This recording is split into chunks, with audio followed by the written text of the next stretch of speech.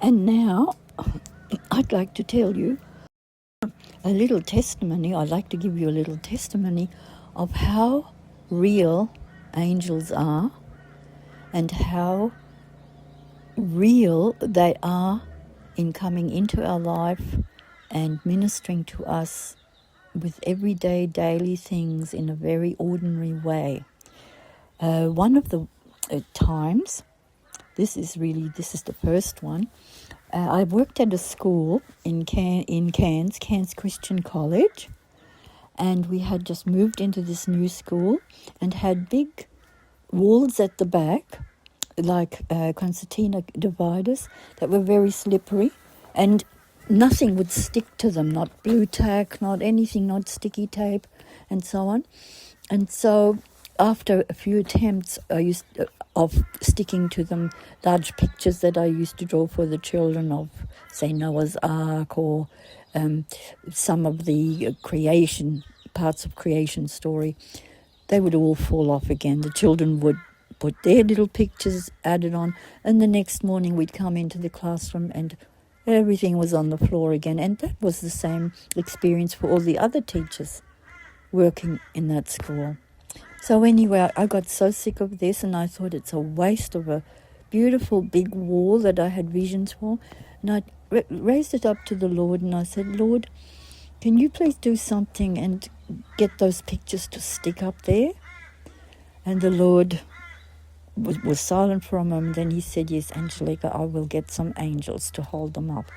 Anyway, from that moment on, from that day on, the next day, the pictures went up again. I thought, I'm going to give it another try, because the Lord did say he would send angels to pin them up. And from that day on, no more these big butcher paper images that I had drawn. Nothing fell off the wall anymore. The children's little contributions of all the animals that they'd coloured in, that we'd cut out and stuck on, nothing fell off the wall anymore. Anyway, I spent a really good rest of the year not having to worry about that side of things anymore.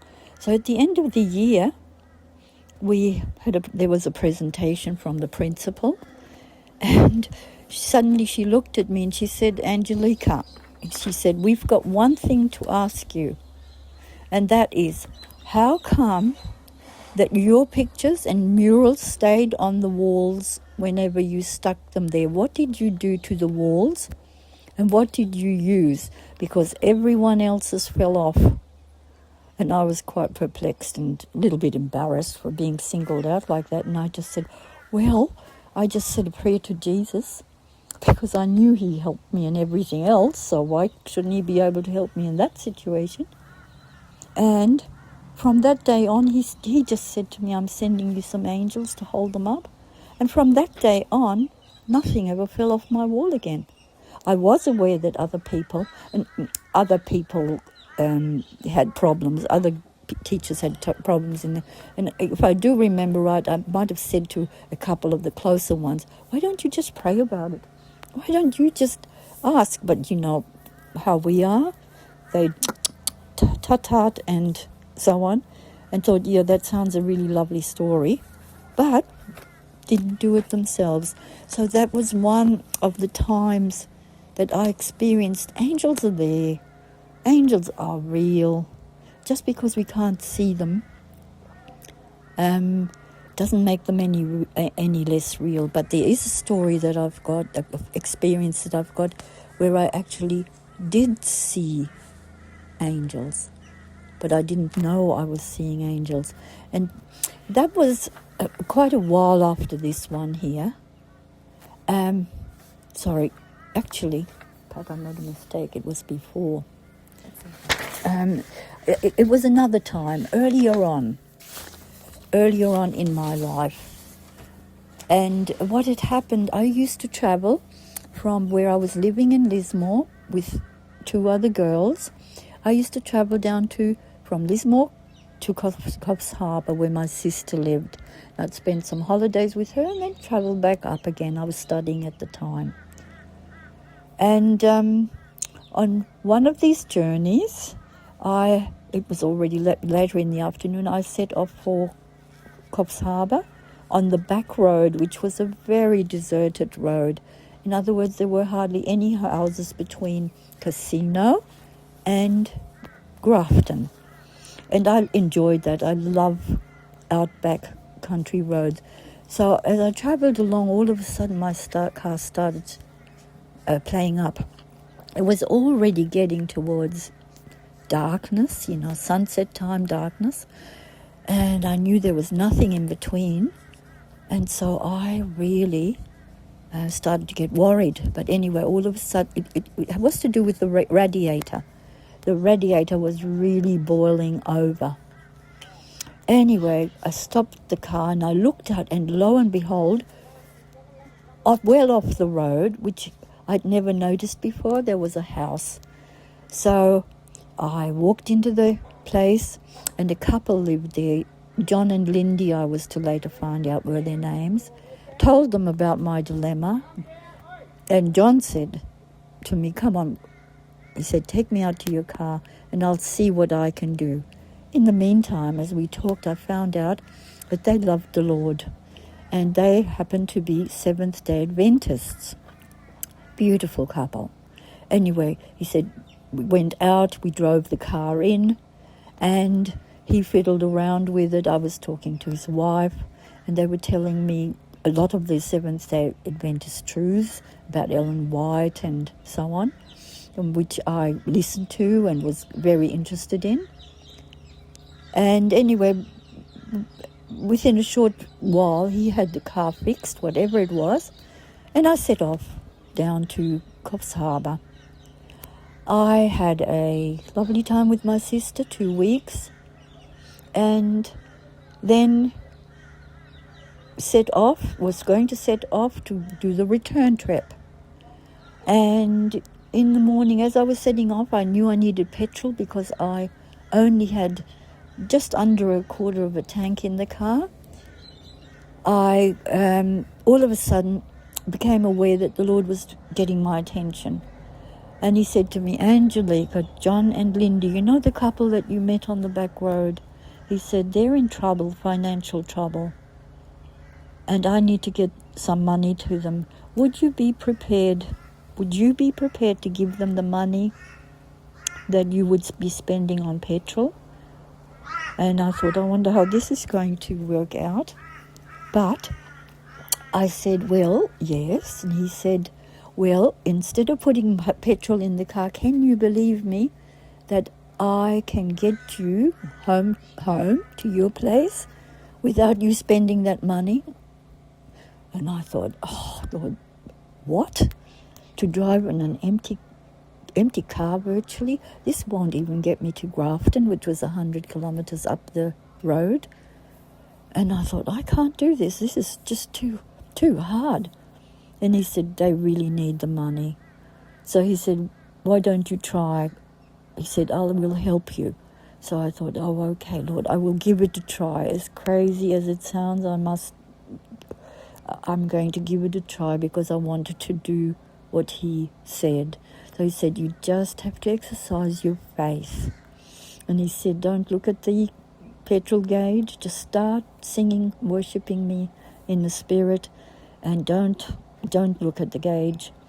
Anyway, I started to do that, squeaky at first, and then I started to lift in the spirit, and I started to be able to think, well, maybe yes, maybe we can do this. And before I knew it, we were outside of Grafton. And I thought, wow, and I was relieved because apart from the singing and feeling okay, I was stressed underneath, and I thought, well, at least because by this time the car should have well and truly stopped. If I do stop in Grafton, I can get some petrol. However, we got to Grafton, and the Lord took all those thoughts out of my mind. He said, "Well, now can you believe me for the rest of the journey? We've made it this far." And again, it was the same overcoming, the same unbelief, the same doubting. But I thought, well, I've made it this far, I will give it my best shot for the rest. So I drove along the road, singing and praising the Lord, talking to him about different things and so on. And in part of myself, I was astounded because I thought, this car should not be going anymore. This car should be absolutely dry. But I didn't dwell on that, just kept praising the Lord. Anyway, we got to John and Lindy's place.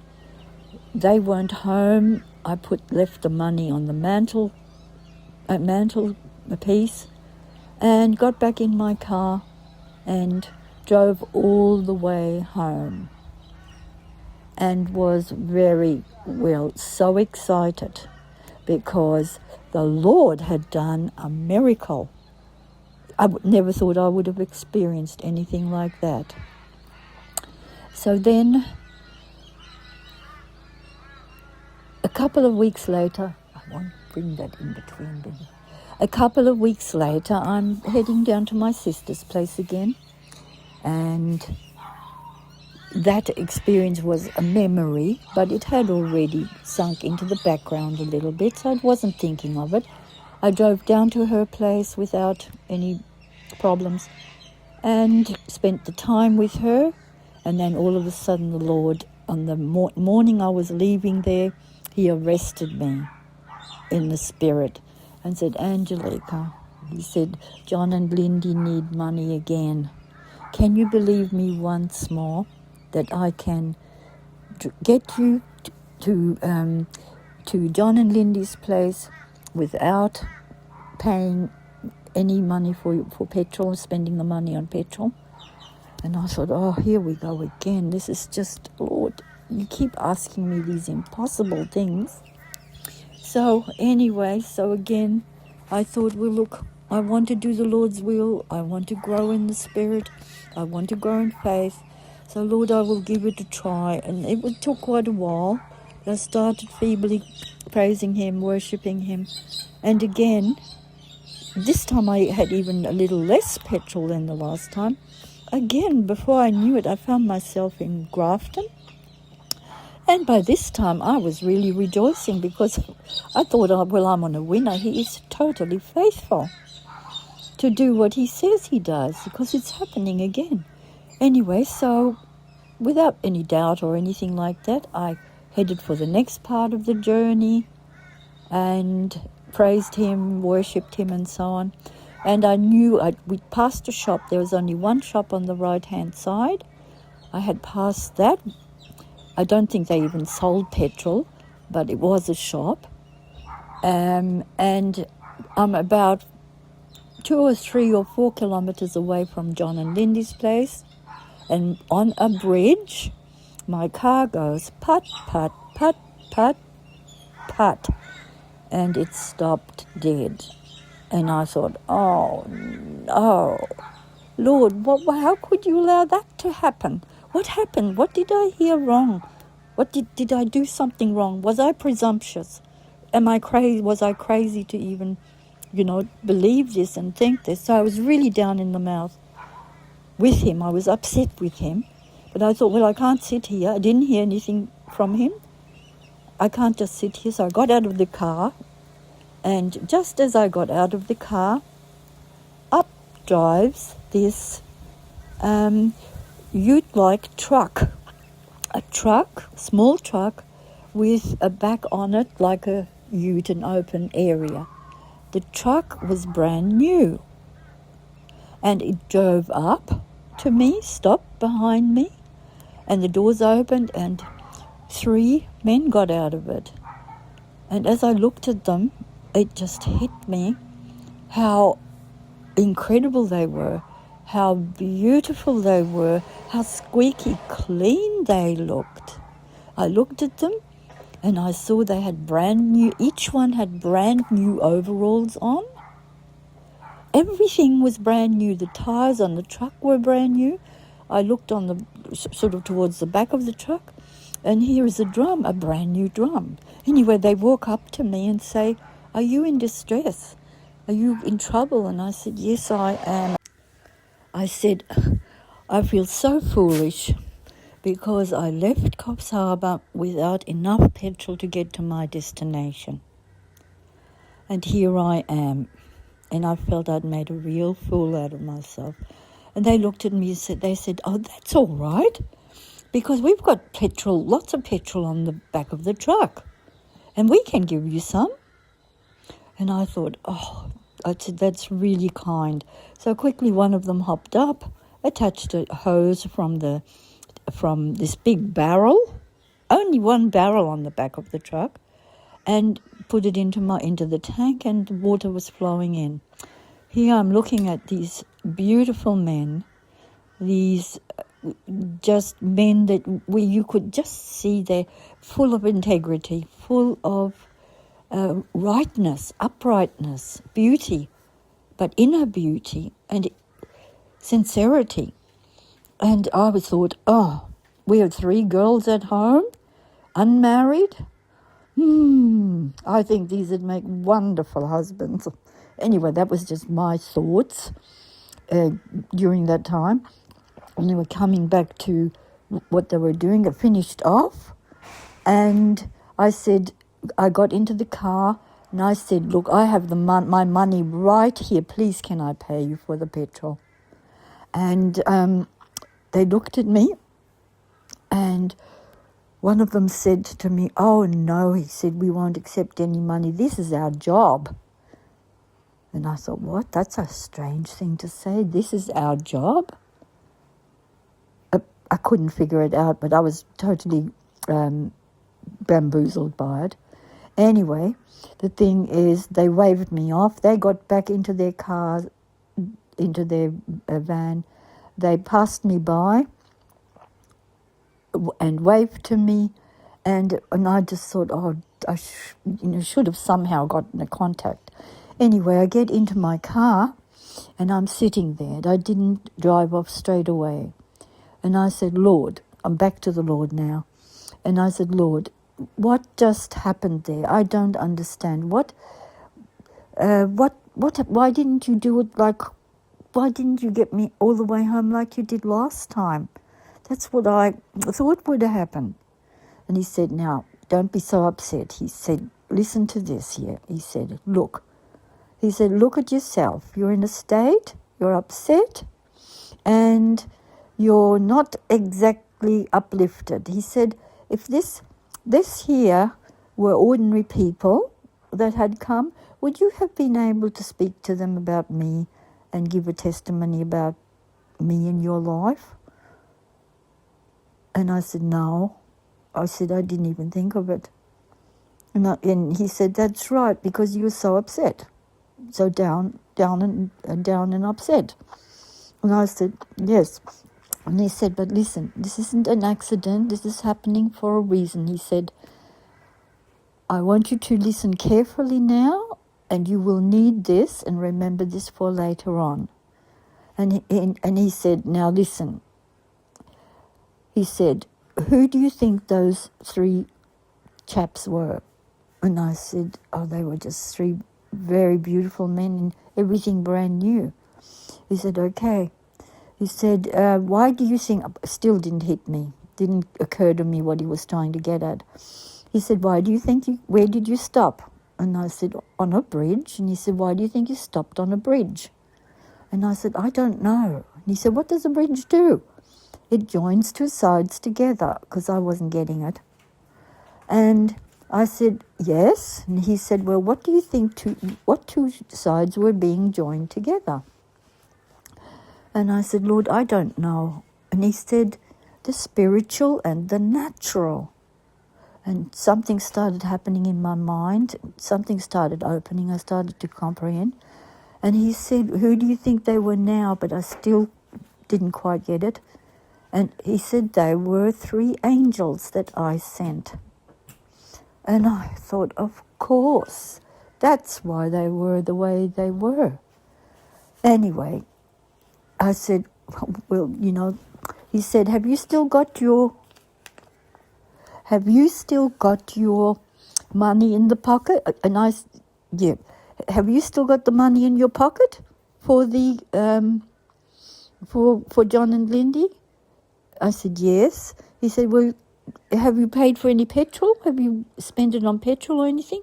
I said, no, I've still got the money there. And he said, well, what are you complaining about? And I thought, what am I complaining about? So anyway, I felt a lot better, got into the, was already in the car, but started the car, drove up to John and Lindy's and delivered the money. And then I just continued on my journey and got home, and we just rejoiced, and I knew that had been quite a visitation and quite a miracle. So that is, sometimes we do see angels, and we have to have that presence of mind, that spiritual presence, I think, to realize it at the time. And this was one of those situations where I didn't realize it at the time, but could not deny the reality of it later on. They are faithful. Now, there was a section in this where the Lord had said, you will need this for later on. What happened after this? After I got home, a couple of days later, a week later, we had invited our pastor over for dinner. Anyway, I'm telling him the story about this, and he was very, very interested and really involved in the telling of it. And then the Lord had said to me, I was to ask him if I could give that testimony at church, on a particular day. So I asked him, and he said, oh, no. He said, you can't do that. And I thought, well, aren't we supposed to do what the Lord says? Aren't we supposed to give witness to what he's doing in our life and what he's able to do to build our faith and so on? And he said, well, I'm going to pray about it and then I'll get back to you. But I knew somehow, by the way, when he left, that it wasn't going to come to anything. However, as I walked back inside the house, the Lord said to me, he said, you have done what I've asked you to do, and he said, the rest is on him.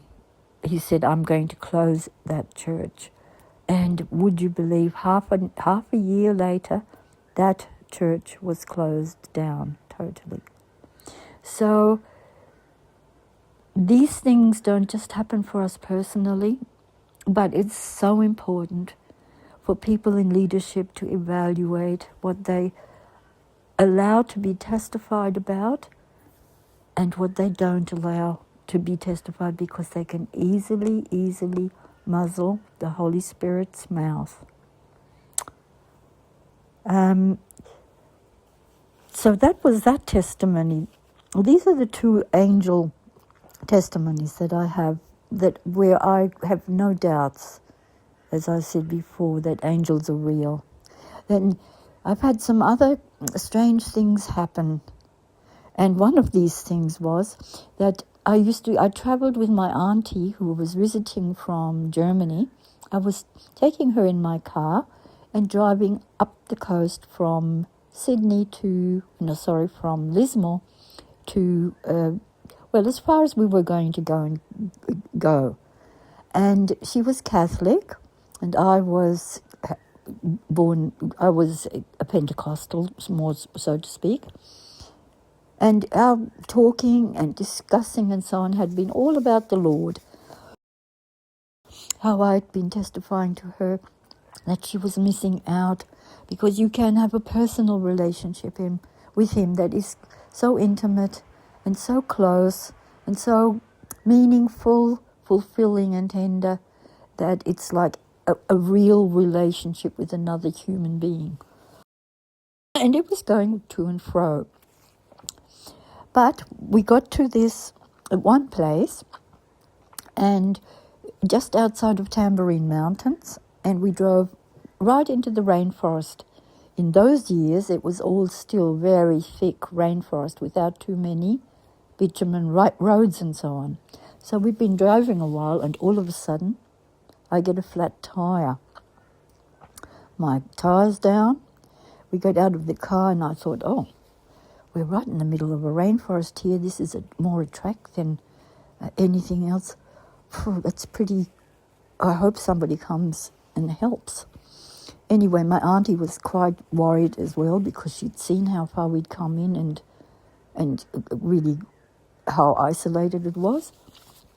And the Lord just came upon me and he just said to me, Angelica, you know what I can do. You know what I've shown you. You know that I'll never leave it. So out of that liftedness, I turned to my auntie and I said, well, Tante Greta, I said, Auntie Greta, I said, you know what? I said, the Lord can do miracles and he can do anything. And I said, you know what? He could even send a truck with brand new tires for us if he really wanted to. And somehow the worry of it had lifted right off me. We were out of the car, we sat down, but I was really thinking of just changing the tire. We're just sitting down a moment, and lo and behold, all of a sudden a car turns up. That was surprising enough on that outback road. This time it was a ute, turns up, and guess what's on the back of that ute? It was full of brand new tires, stacked high, with my auntie just about, her eyes just fell out of her head nearly, and mine too. And I just thought, Lord, you are so funny. You really have a sense of humour. Here's a whole truck full of tires, just, I wasn't even serious about. Anyway, the man gets out of the car, very nice, and saw that we were in trouble and was so kind and offered to change the tyre for us, which I thought I could be doing, because I knew how to change a tyre. Anyway, the thing is, we're talking and so on. So we find out that he lives down the road and that though he was Australian, his wife's mother was German. My auntie was German too, and I was German. And so he said to us, would you come and visit us at our property? Can I take you home with me? And he said, because my mother-in-law would just love to talk, to talk some German and so on. So anyway, we ended up going with them. We ended up staying that day and sleeping there overnight and having a wonderful time talking about the Lord. They weren't Christians, but somehow we'd been able to weave in what the Lord had been doing on the journey, and also, what had happened, how funny the whole trip there was with the tires arriving.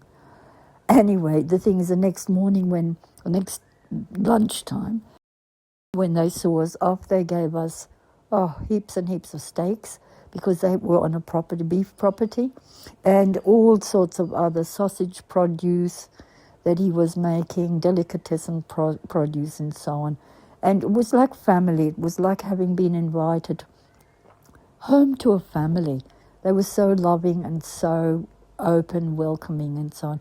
These are the situations the Lord sets up. We had a whole string of those on our on that particular trip.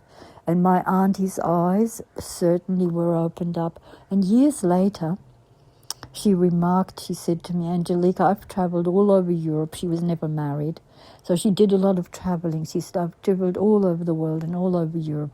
And she said, but that journey stood out to me out of all the other journeys that I've taken. And so that was also just one of those funny testimonies of how supernatural God is. And in those years, my faith was still, let's say I was a lot younger, and I hadn't been encumbered and laden down with a lot of the religious teachings and a lot of the limitations that we tend to acquire as we walk through the world and talk to people, and some of their unbelief rubs off on us, or even your own experiences can cause you to be laden down and not be so buoyant in the spirit anymore. But we're coming into this time now where we need that. We need to know that it's not too hard for Jesus. It is just Nothing is too hard for God. And because He loves us so much, He wants to, I believe, and He's still doing it in my life, still doing it. He wants to shower us with these precious visitations and gifts.